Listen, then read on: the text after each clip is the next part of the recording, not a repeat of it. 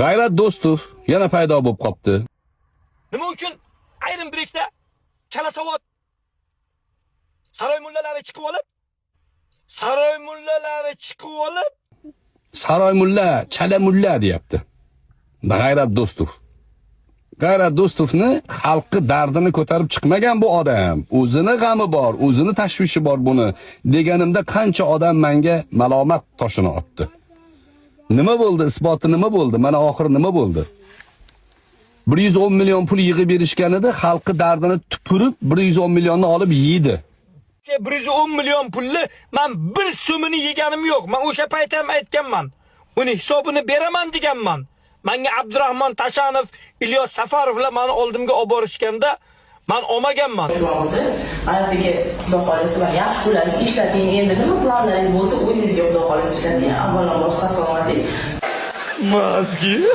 Rahmat, e'tiboringiz uchun rahmat. Rahmat, e'tiboringiz uchun rahmat.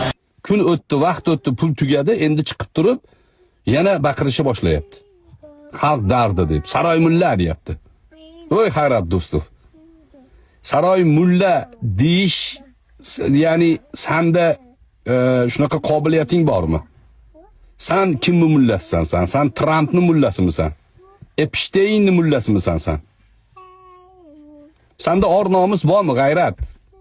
Erkak kishi patinkasini yirtig'ini ko'rsatmaydi. O'zbek jamiyatida erkak rujulati bor, nomusi bor odam patinkasini yirtig'ini ko'rsatib hayotim qiyin bo'lib ketyapti demaydi. Bu nomus bu.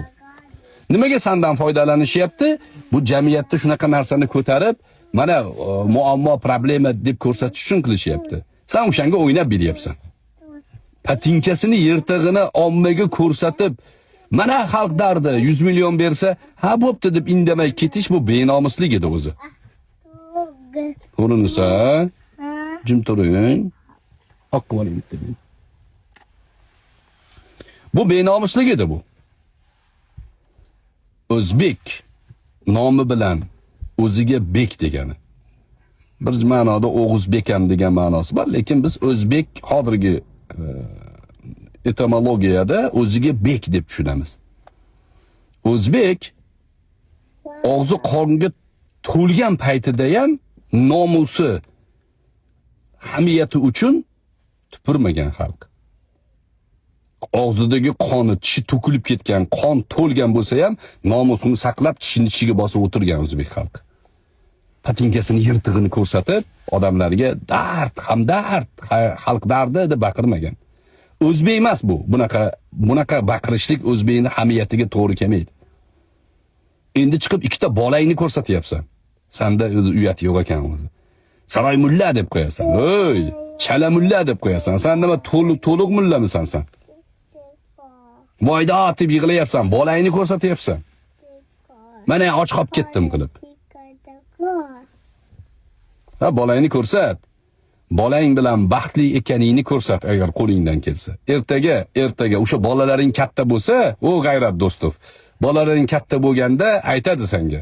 Biroz nomusi bo'lsa aytadiki, dadam deydi, bizdan foydalanib yig'lagan ekan xalqqa chiqib deydi. Qanaqa bosh ko'tarib yuradi bolalaring? Senga farqi yo'q bo'lsa, mayli, farqi yo'q.